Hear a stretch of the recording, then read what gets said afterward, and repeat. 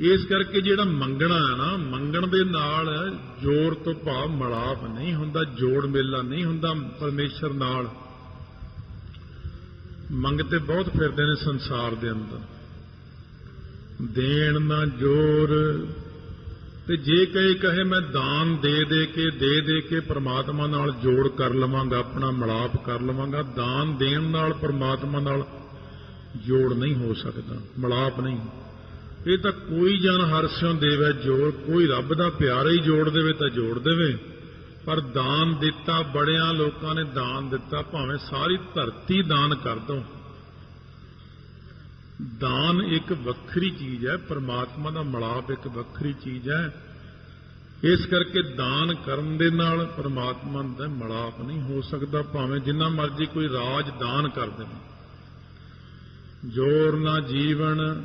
ਜੇ ਕੋਈ ਕਹੇ ਕਿ ਮੈਂ ਜੀਵਨ ਤੋਂ ਭਾਵ ਲੰਬੀ ਉਮਰ ਜਿਉਂ ਲਵਾਂ ਤਾਂ ਮੈਨੂੰ ਸ਼ਾਇਦ ਰੱਬ ਮਿਲ ਜਾਵੇ, ਲੱਖ ਨਾਗਾਂ ਕਰੋੜ ਕਾਗਾਂ, ਲੱਖਾਂ ਸਾਲ ਉਮਰ ਹੈ ਨਾਗਾਂ ਦੀ ਤੇ ਕਰੋੜਾਂ ਸਾਲ ਕਾਵਾਂ ਦੀ ਉਮਰ ਹੈ, ਫਿਰ ਤਾਂ ਉਹਨਾਂ ਨੂੰ ਰੱਬ ਮਿਲੇ। ਬੜੇ ਬੜੇ ਜੋਗੀ ਆਪਣੀ ਉਮਰ ਵਧਾ ਕੇ 5-5 ਹਜ਼ਾਰ ਸਾਲ ਲੰਮੀ ਕਰ ਲੈਂਦੇ ਨੇ।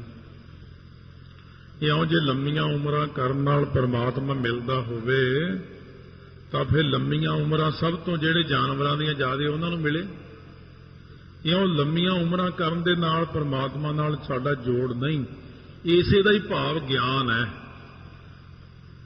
ਵੀ ਆਖਣ ਨਾਲ ਜੋਰ ਦਾ ਅਰਥ ਗਿਆਨ ਵੀ ਹੈ। ਗਿਆਨ ਪੈਦਾ ਆਖਣ ਨਾਲ ਨਹੀਂ ਹੁੰਦਾ, ਗੱਲਾਂ ਦੇ ਨਾਲ ਗਿਆਨ ਨਹੀਂ ਹੁੰਦਾ। ਜੇ ਕੋਈ ਆਖੇ ਗੱਲਾਂ ਦੇ ਨਾਲ ਮੈਨੂੰ ਬ੍ਰਹਮ ਗਿਆਨ ਹੋ ਗਿਆ, ਫਿਰ ਬ੍ਰਹਮ ਗਿਆਨ ਨਹੀਂ ਹੋ ਸਕਦਾ। ਚੁੱਪ ਰਹਿਣ ਨਾਲ ਗਿਆਨ ਨਹੀਂ ਹੋ ਸਕਦਾ ਵੀ ਮੈਂ ਚੁੱਪ ਕਰਕੇ ਬੈਠਾ ਰਵਾਂ। ਇੱਥੇ ਗਿਆਨ ਅੰਤਰੀਵ ਗਿਆਨ ਦਾ ਹੈ, ਆਤਮਿਕ ਗਿਆਨ। ਚੁੱਪ ਰਹਿਣ ਨਾਲ ਆਤਮਿਕ ਗਿਆਨ ਨਹੀਂ ਹੁੰਦਾ, ਜਾਂ ਮੰਗਣ ਨਾਲ ਗਿਆਨ ਨਹੀਂ।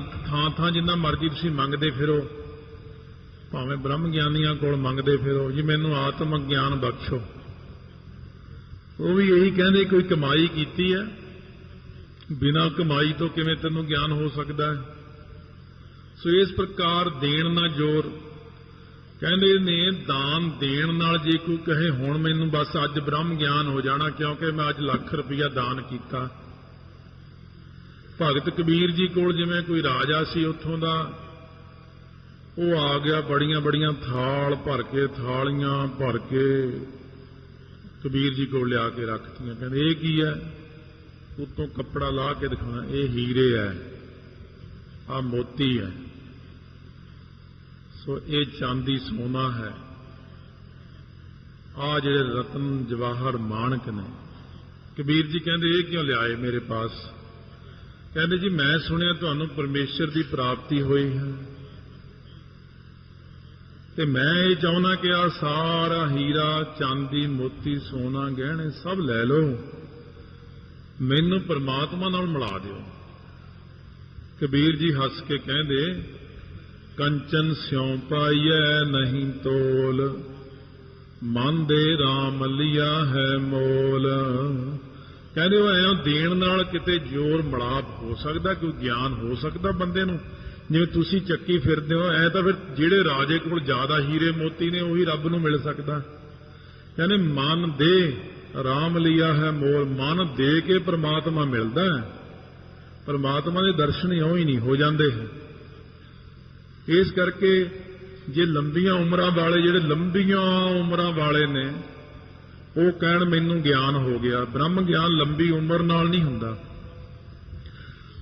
ਜਦ 10ਵੇਂ ਪਾਤਸ਼ਾਹ ਨਾਗੇ ਦੀ ਸਰਾਏ ਗਏ, ਜਿੱਥੇ ਗੁਰੂ ਅੰਗਦ ਦੇਵ ਮਹਾਰਾਜ ਦਾ ਅਵਤਾਰ ਹੋਇਆ, ਉੱਥੇ ਜਦ ਪਹੁੰਚੇ ਤਾਂ ਉੱਥੇ ਇੱਕ ਜੋਗੀ ਬੈਠਾ ਹੈ, ਬੜੀ ਲੰਬੀ ਉਮਰ ਆ ਉਹਦੀ। ਸੋ ਇਸ ਕਰਕੇ 5220 ਸਾਲ ਉਮਰ ਸੀ ਉਹਦੀ।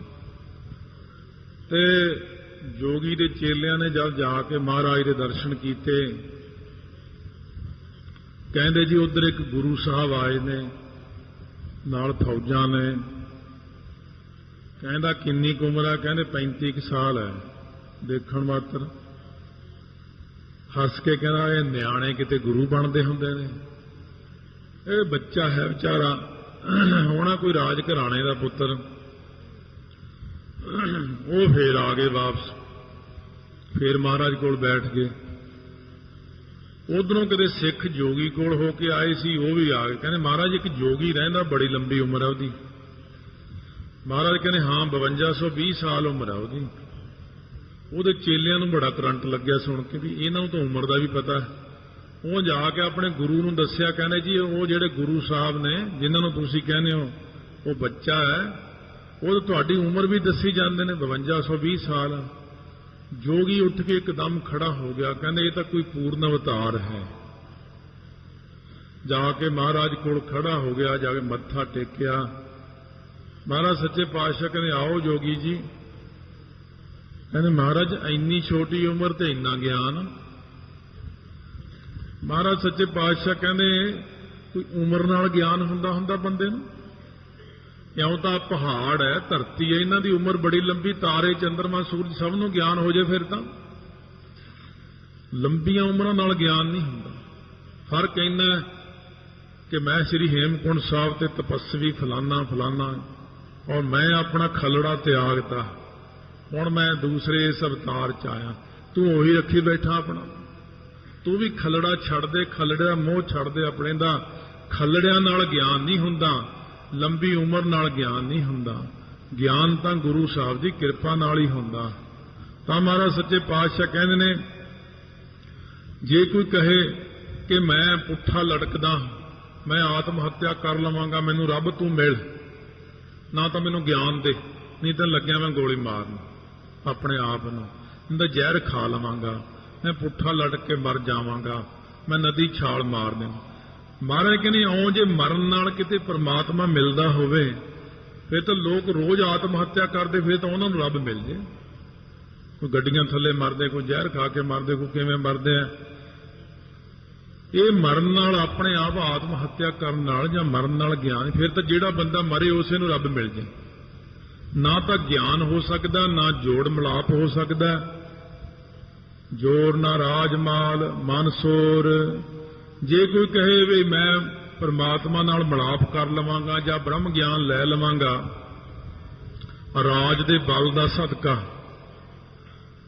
ਭਗਤ ਨਾਮਦੇਵ ਜੀ ਨੂੰ ਕਿਹਾ ਹੀ ਸੀ ਰਾਜੇ ਨੇ ਕਿ ਗਊ ਜਿਉਂਦੀ ਕਰਦੇ ਨਹੀਂ ਤੇਰੀ ਗਰਦਨ ਵੱਢ ਦਿਆਂਗੇ। ਮਾਲ ਡੰਗਰ ਹਾਥੀ ਘੋੜੇ ਰਾਜਿਆਂ ਕੋਲ ਕਿੰਨੇ ਨੇ, ਮਾਲ ਧਨ ਕਿੰਨਾ ਹੈ, ਰਾਜ ਦਾ ਬਲ ਹੈ। ਮੈਨੂੰ ਰੱਬ ਨੂੰ ਮਿਲਾ, ਮੈਨੂੰ ਕਿੱਥੇ ਦੇਖਾਂ ਤੇਰਾ ਰੱਬ ਕਿੱਥੇ ਹੈ। ਰਾਜਾ ਸਿੱਧਾ ਹੀ ਕਹੀ ਜਾਂਦਾ ਨਾਮਦੇਵ ਨੂੰ, ਲਿਆ ਦੇਖਾਂ ਤੇਰਾ ਹਰੀ ਕਿੱਥੇ ਆ। ਉਹ ਰਾਮ ਜੀ ਨੂੰ ਤੂੰ ਕਹਿਣਾ ਉਹ ਕਿੱਥੇ ਆ, ਦੇਖਾਂ, ਲਿਆ ਦੇਖਾਂ ਤੇਰਾ ਰੱਬ ਕਿੱਥੇ ਆ, ਮੇਰੀ ਗਊ ਜਿਉਂਦੀ ਕਰ ਨਹੀਂ ਤਾਂ। ਮਹਾਰਾਜ ਕਹਿੰਦੇ ਆਉਂ ਕਿਤੇ ਜ਼ੋਰ ਨਾਲ, ਕਿਤੇ ਰਾਜ ਦੇ ਜ਼ੋਰ ਨਾਲ, ਕਿਤੇ ਪੈਸੇ ਦੇ ਜ਼ੋਰ ਨਾਲ, ਡੰਗਰਾਂ ਹਾਥੀਆਂ ਦੇ ਜ਼ੋਰ ਨਾਲ ਕਿਤੇ ਰੱਬ ਦਾ ਗਿਆਨ ਹੁੰਦਾ ਜਾਂ ਮਿਲਾਪ ਹੋ ਸਕਦਾ। ਜਿਹੜੇ ਬੰਦੇ ਕੋਲ ਰਾਜ ਹੈ, ਜਿਹੜੇ ਬੰਦੇ ਕੋਲ ਮਾਲ ਹੈ, ਉਹਦੇ ਕੋਲ ਤਾਂ ਸਿਰਫ ਹੈ ਮਨ ਸੋਰ। ਉਹਦੇ ਕੋਲ ਮਨ ਦੇ ਸੰਕਲਪਾਂ ਦਾ ਸ਼ੋਰ ਹੈ, ਬਸ ਸੰਕਲਪ ਅਤੇ ਵਿਕਲਪ। ਰਾਜਿਆਂ ਨੂੰ ਨੀਂਦ ਨਹੀਂ ਆਉਂਦੀ ਰਾਤ ਨੂੰ, ਟੀਕੇ ਲਾ ਲਾ ਤਾਂ ਰਾਜੇ ਸੌਂਦੇ। ਪੁਰਾਣੇ ਜ਼ਮਾਨਿਆਂ 'ਚ ਆਈਆਂ ਬੂਟੀਆਂ ਹੁੰਦੀਆਂ ਸੀ, ਸੰਘਾ ਦੇਣੀ, ਰਾਜੇ ਨੇ ਸੌਂ ਜਾਣਾ। ਆਪਣੀ ਨੀਂਦ ਨਹੀਂ ਸੌਂ ਸਕਦਾ ਰਾਜਾ, ਉਹਦਾ ਤਾਂ ਮਨ ਦਾ ਹੀ ਰੌਲਾ ਹੈ। ਜੇ ਕੋਈ ਕਹੇ ਕਿ ਮੈਂ ਰਾਜ ਦੇ ਬਲ ਕਰਕੇ, ਮਾਲ ਧਨ ਦੇ ਬਲ ਕਰਕੇ ਪਰਮੇਸ਼ਰ ਦਾ ਗਿਆਨ ਪ੍ਰਾਪਤ ਕਰ ਲਵਾਂਗਾ ਜਾਂ ਮਿਲਾਪ ਕਰ ਲਵਾਂਗਾ, ਇਹ ਵੀ ਨਹੀਂ ਹੋ ਸਕਦਾ ਹੈ। ਜੋਰ ਨਾ ਸੁਰਤੀ ਗਿਆਨ ਵਿਚਾਰ। ਜੋਰ ਤੋਂ ਭਾਵ ਮਿਲਾਪ ਜਾਂ ਗਿਆਨ, ਬ੍ਰਹਮ ਗਿਆਨ। ਜੇ ਕੋਈ ਕਹੇ ਮੈਂ ਵੇਦਾਂ ਦੀ 1 ਲੱਖ ਸੁਰਤੀ ਕੰਠ ਕਰ ਲਵਾਂ, ਫਿਰ ਕੀ ਹੋ ਜੂ? ਕੁਝ ਵੀ ਨਹੀਂ ਹੋਣਾ। ਜੇ ਕੋਈ ਕਹੇ ਮੈਂ ਉਹੀ ਸੁਰਤੀ ਆਪਣੀ ਉੱਪਰ ਚੜਾ ਲੈਂਦਾ ਬਿਨਾਂ ਨਾਮ ਤੋਂ ਹੀ, ਜਿਵੇਂ ਜੋਗੀ ਚੜਾਉਂਦੇ 10ਵੇਂ ਦੁਆਰ ਨੂੰ ਸਵਾਸ, ਫਿਰ ਕੀ ਹੋ ਜਾਵੇਗਾ ਮਹਾਰਾਜ? ਕੋਈ ਕੁਝ ਵੀ ਨਹੀਂ ਹੋਣਾ। ਜੇ ਕੋਈ ਕਹੇ ਕਿ ਮੈਂ ਬਹੁਤ ਮੈਨੂੰ ਗਿਆਨ ਹੈ, ਜਨਰਲ ਨੌਲੇਜ ਬੜੀ ਹੈ ਮੈਨੂੰ, ਫਿਰ ਕੀ ਹੋ ਜਾਣਾ? ਇਹ ਗਿਆਨ ਤੇ ਝੂਠਾ ਗਿਆਨ ਹੈ ਤੇਰੇ ਪਾਸ। ਇਉਂ ਤਾਂ ਦੁਨੀਆ 'ਚ ਬੜੇ ਲੋਕਾਂ ਨੂੰ ਬੜਾ ਗਿਆਨ ਹੈ, ਪਰ ਬ੍ਰਹਮ ਗਿਆਨ ਤਾਂ ਨਹੀਂ ਹੈ, ਆਤਮਿਕ ਗਿਆਨ ਤਾਂ ਨਹੀਂ ਹੋ ਸਕਦਾ। ਬਾਹਰੀ ਗਿਆਨ ਜਿੰਨਾ ਮਰਜ਼ੀ ਇਕੱਠਾ ਕਰ ਲਓ, ਲਾਇਬ੍ਰੇਰੀ ਦੀਆਂ ਪੂਰੀਆਂ ਕਿਤਾਬਾਂ ਪੜ੍ਹ ਲਓ, ਦੁਨੀਆ ਭਰ ਦੀਆਂ ਕਿਤਾਬਾਂ ਪੜ੍ਹ ਦੋ, ਪੜ੍ਹ ਗੱਡੀ ਲੱਦੀ ਹੈ, ਪੜ੍ਹ ਭਰੀਆ ਸਾਥ, ਪੜ੍ਹ ਬੇੜੀ ਪਾਈ ਹੈ, ਪੜ੍ਹ ਗੱਡੀਆ ਖਾਤ, ਪੜ੍ਹੀਆ ਜੇਤੇ ਬਰਸ ਪੜ੍ਹੀਆ ਜੇਤੇ ਮਾਸ, ਪੜ੍ਹੀਆ ਜੇਤੀ ਆਰਜਾ, ਪੜ੍ਹੀਆ ਜੇਤੇ ਸਾਸ, ਨਾਨਕ ਲੇਖੈ ਇੱਕ ਗੱਲ, ਹੋਰ ਹਉਮੈ ਚੱਖਣਾ ਚਾਖ। ਲਿਖ ਪੜ੍ਹਿਆ ਤੇਤਾ ਕੜਿਆ, ਬਹੁ ਤੀਰਥ ਪਵਿਆ ਤੇਤੋਂ ਲਵਿਆ, ਬਹੁ ਭੇਖ ਕੀਆ ਦੇਹੀ ਦੁੱਖ ਦੀਆ, ਸੋ ਵੇਜੀਆ ਆਪਣਾ ਕੀਆ, ਅੰਨ ਨਾ ਖਾਇਆ ਸਾਧ ਗਵਾਇਆ, ਬਹੁਤ ਦੁੱਖ ਪਾਇਆ ਦੂਜਾ ਪਾਇਆ। ਮਹਾਰਾਜ ਕਹਿੰਦੇ ਇਹਦਾ ਫਾਇਦਾ ਕੀ ਹੈ? ਇਹੋ ਜਿਹੇ ਨਕਲੀ ਗਿਆਨ ਨੂੰ ਕਰਨਾ ਕੀ ਹੈ? ਵਿਚਾਰ। ਜੇ ਕੋਈ ਕਹੇ ਮੈਂ ਬੜੀ ਡੂੰਘੀ ਵਿਚਾਰ ਕਰਦਾ ਹਾਂ, ਵਿਚਾਰ ਕਰਨ ਵਾਲੇ ਤਾਂ ਇੰਨੀ ਡੂੰਘੀ ਵਿਚਾਰ ਵਾਲੇ ਬੈਠੇ ਨੇ, ਐਸੇ ਵਿਦਾਂਤ ਦੇ ਮਾਹਰ ਬੈਠੇ ਨੇ, ਤੁਹਾਨੂੰ ਰੱਬ ਕੋਲ ਖੜਾ ਦਿਖਾ ਦੇਣੇ ਉਹ ਗੱਲਾਂ ਦੇ ਨਾਲ। ਪਰ ਇਉਂ ਰੱਬ ਮਿਲਦਾ ਕਿਤੇ? ਇਉਂ ਤਾਂ ਆਪਾਂ ਰੋਜ਼ ਹੀ ਕਥਾ 'ਚ ਰੱਬ ਨੂੰ ਇੱਕ ਵਾਰ ਹਾਜ਼ਰ ਕਰ ਲੈਂਦੇ ਆ, ਆਪਣੇ ਅੰਦਰ ਹੈ ਬਈ, ਆਪਣੇ ਬਾਹਰ ਹੈ ਬਈ। ਮਹਾਰਾਜ ਕਹਿੰਦੇ ਇਉਂ ਵਿਚਾਰਾਂ ਦੇ ਨਾਲ, ਗਿਆਨ ਦੀਆਂ ਗੱਲਾਂ, ਧਿਆਨ ਦੇ ਧੋਖੇ, ਕਰਮਾਂ ਦੇ ਕੜਛਿਆਂ ਨਾਲ ਜੇ ਰੱਬ ਮਿਲਣ ਲੱਗ ਜੇ, ਫਿਰ ਤਾਂ ਹਰੇਕ ਹੀ ਵਿਦਵਾਨ ਰੱਬ ਨੂੰ ਮਿਲ ਲਵੇ। ਫਿਰ ਤਾਂ ਸੁਰਤੀਆਂ ਪੜ੍ਹ ਕੇ ਰੱਬ ਨੂੰ ਮਿਲ ਲੈ, ਸੁਰਤੀਆਂ ਜੋੜ ਕੇ ਮਿਲ ਲੈ। ਗਿਆਨ ਜਿਹੜਾ ਸ਼ਾਂਖ ਮੱਤ ਵਾਲਿਆਂ ਕੋਲੇ ਹੈ, ਵਿਚਾਰ ਜਿਹੜਾ ਵਿਸ਼ੇਖਕ ਮੱਤ ਵਾਲਿਆਂ ਕੋਲੇ, ਉਹਨਾਂ ਕੋਲ ਬੜੇ ਵਿਚਾਰ ਪਏ ਨੇ। ਦੂਜੀਆਂ ਮੱਤਾਂ ਕੋਲੇ ਇੰਨੇ ਵਿਚਾਰ ਨੇ, ਕੋਈ ਅੰਤ ਹੀ ਨਹੀਂ ਉਹਨਾਂ ਦਾ। ਹਾਲੇ ਤਾਂ ਆਪਾਂ ਇੱਥੇ ਵਿਦਾਂਤ ਕਦੇ ਵੀ ਨਹੀਂ ਸ਼ੁਰੂ ਕੀਤਾ। ਵਿਦਾਂਤ ਕਦੇ ਸ਼ਾਮ ਦੀ ਕਥਾ 'ਚ ਆਵੇਗਾ 10ਵੇਂ ਪਾਤਸ਼ਾਹ ਦੇ ਸਮੇਂ ਤੇ, ਜਦ 10ਵੇਂ ਪਾਤਸ਼ਾਹ ਦਾ ਪ੍ਰਸੰਗ ਆਇਆ ਨਾ, ਜੇ ਸੰਗਤ ਨੂੰ ਭਾਇਆ ਤਾਂ ਕਈ ਵਾਰੀ ਸੰਗਤ ਇਹ ਵੀ ਕਹਿਣ ਲੱਗ ਜਾਂਦੀ ਉਹ ਵਿਦਾਂਤ ਵਿੱਚ, ਜੀ ਸਾਨੂੰ ਤਾਂ ਪਤਾ ਹੀ ਲੱਗਦਾ, ਸਾਨੂੰ ਤਾਂ ਸਾਖੀਆਂ ਹੀ ਠੀਕ ਨੇ। ਤੁਸੀਂ ਕਿਹੜਾ ਪਿੰਡ ਦੇ ਬੰਦੇ ਹੋ, ਤੁਹਾਨੂੰ ਸਾਖੀਆਂ ਸੁਣਾਉਣੀਆਂ? ਪੜ੍ਹੇ ਲਿਖੇ ਹੋ। ਜਦੋਂ ਸ਼ਾਮ ਦੀ ਉਹ ਕਥਾ ਕਰਾਂਗੇ, ਉਹ 1 ਮਹੀਨਾ ਚੱਲੇਗੀ ਲਗਾਤਾਰ, ਉਦੋਂ ਵਿਦਾਂਤ ਆਵੇਗਾ। ਬਹੁਤ ਡੂੰਘਾ ਗਿਆਨ ਜਿਹਨੂੰ ਕਹਿੰਦੇ ਨੇ ਵਿਦਾਂਤ। ਪਹਿਲਾਂ ਗੁਰਦੁਆਰਾ ਮੋਤੀ ਬਾਗ ਵਿਖੇ ਉਹਦੀ ਕਥਾ ਕੀਤੀ, 18 ਕੈਸਟਾਂ ਬਣੀਆਂ ਸੀ 60-60 ਮਿੰਟ ਦੀਆਂ, ਹੁਣ ਵੀ ਹੈਗੀਆਂ ਨੇ। ਪਰ ਮੈਂ ਚਾਹੁੰਦਾ ਕਿ ਦੁਬਾਰਾ ਫੇਰ ਰਿਕਾਰਡਿੰਗ ਕੀਤੀ ਜਾਵੇ, ਕਿਉਂਕਿ ਪਹਿਲਾਂ ਜਿਹੜਾ ਗਿਆਨ ਸੀ ਉਹਦੇ ਨਾਲੋਂ ਹੁਣ ਬਹੁਤ ਵਾਧਾ ਹੋ ਜਾਂਦਾ ਬਾਅਦ 'ਚ ਹੌਲੀ। ਇਸ ਕਰਕੇ ਪਰ ਸਤਿਗੁਰੂ ਮਹਾਰਾਜ ਕਹਿੰਦੇ ਇਹ ਸੁਰਤੀ ਜੋੜਨ ਨਾਲ, ਇਹ ਗਿਆਨ ਦੀਆਂ ਗੱਲਾਂ ਨਾਲ, ਇਹ ਵਿਚਾਰਾਂ ਦੇ ਨਾਲ ਨਾ ਤਾਂ ਆਪਣੇ ਅੰਦਰ ਆਤਮਿਕ ਗਿਆਨ ਪੈਦਾ ਹੋ ਸਕਦਾ, ਨਾ ਆਪਣਾ ਪਰਮੇਸ਼ਰ ਨਾਲ ਮਿਲਾਪ ਹੋ ਸਕਦਾ। ਜੋਰ ਨਾ ਜੁਗਤੀ ਛੋਟਾ ਸੰਸਾਰ। ਜੇ ਸੰਸਾਰ ਨੂੰ ਸਾਰੇ ਨੂੰ ਛੱਡ ਕੇ ਜੰਗਲਾਂ 'ਚ ਬੈਠ ਜਾਓ ਤੇ ਆਪਣੀਆਂ ਜੁਗਤੀਆਂ ਉਗਤੀਆਂ ਦਲੀਲਾਂ ਦਿਓ ਤੇ ਬੜੀਆਂ ਜੁਗਤੀਆਂ ਕਰੋ ਕਿ ਮੈਂ ਰੱਬ ਨੂੰ ਇਸ ਜੁਗਤੀ ਨਾਲ ਮਿਲ ਲਵਾਂਗਾ, ਮੈਂ ਇਸ ਜੁਗਤੀ ਨਾਲ ਮਿਲ ਲਵਾਂਗਾ। ਮਹਾਰਾਜ ਕਹਿੰਦੇ ਪ੍ਰਮਾਤਮਾ ਨੂੰ ਕਿਸੇ ਜੁਗਤੀ ਦੁਆਰਾ ਨਹੀਂ ਮਿਲਿਆ ਜਾ ਸਕਦਾ। ਜਿਹੜੀਆਂ ਜੁਗਤੀਆਂ ਬੰਦਾ ਕਰਦਾ ਸੰਸਾਰ ਨੂੰ ਛੱਡ ਕੇ, ਘਰੋਂ ਦੌੜ ਕੇ, ਕੋਈ ਮਿਲਾਪ ਨਹੀਂ, ਕੋਈ ਗਿਆਨ ਨਹੀਂ।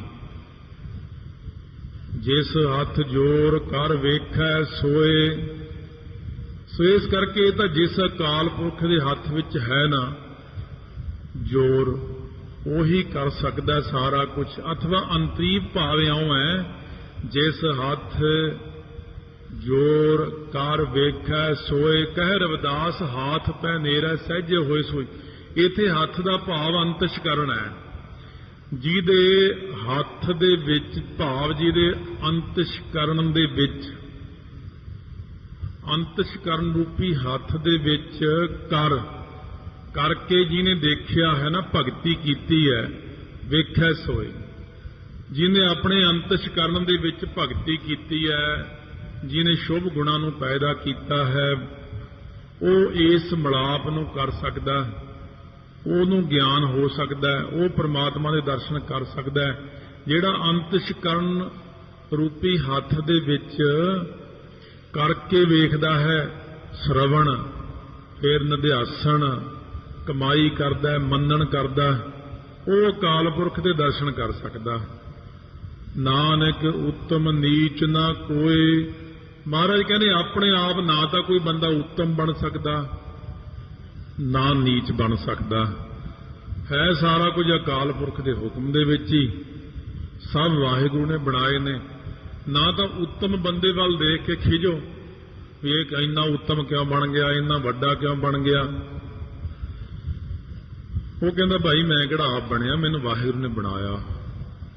ਨਾ ਨੀਚ ਬੰਦੇ ਵੱਲ ਦੇਖ ਕੇ ਕਦੇ ਹੱਸੋ, ਗਰੀਬ ਵੱਲ ਦੇਖ ਕੇ ਕਿ ਕਿਵੇਂ ਪਾਟੇ ਕੱਪੜੇ ਪਾਏ ਨੇ, ਕਿਵੇਂ ਛਿਲਕੇ ਚੱਕ ਚੱਕ ਖਾਈ ਜਾਂਦਾ, ਰੂੜੀਆਂ ਤੋਂ ਵਿਚਾਰੇ ਕਾਗਜ਼ ਚੁੱਕ ਚੁੱਕ ਖਾਂਦੇ ਨੇ, ਉਹਨਾਂ ਵੱਲ ਦੇਖ ਕੇ ਹੱਸਣਾ ਮੈਨੂੰ। ਉਹ ਕਹਿੰਦਾ ਭਾਈ ਮੈਂ ਕਿਹੜਾ ਨੀਚ ਆਪ ਬਣਿਆ, ਇਹ ਤਾਂ ਉਹਦੇ ਹੁਕਮ 'ਚ ਬਣ ਗਿਆ। ਇਹ ਦੋਨੋਂ ਨੀਚ ਤੇ ਉੱਤਮ ਉਹਦੇ ਹੁਕਮ ਵਿੱਚ ਹੀ ਆਪਾਂ। ਇਸ ਕਰਕੇ ਕਿਸੇ ਨਾਲ ਈਰਖਾ ਨਹੀਂ ਕਰਨੀ, ਵੱਡਾ ਜਾਣ ਕੇ, ਛੋਟਾ ਜਾਣ ਕੇ ਮਖੌਲ ਨਹੀਂ ਕਰਨਾ। ਇਹ ਤਾਂ ਸਭ ਉਹਦਾ ਭਾਣਾ ਹੈ ਸੱਚੇ ਪਾਤਸ਼ਾਹ ਦਾ। ਪਤਾ ਨਹੀਂ ਕਿਹੜੇ ਵੇਲੇ ਨਦਰ ਪੱਠੀ ਜੇ ਕਰੇ, ਸੁਲਤਾਨਾ ਕਾਹੋ ਕਰਾਏਂਦਾ, ਦਰ ਮੰਗਣ ਭਿਖ ਨਾ ਪਾਏਂਦਾ। ਫਿਰ ਪਤਾ ਨਹੀਂ ਕਿਹੜੇ ਵੇਲੇ ਕਿੱਧਰ ਨੂੰ ਕਹਾਣੀ ਚਲੀ ਜਾਣੀ ਹੈ। ਇਸ ਕਰਕੇ ਮਖੌਲ ਨਹੀਂ ਕਰਨਾ ਕਿਸੇ ਨੂੰ।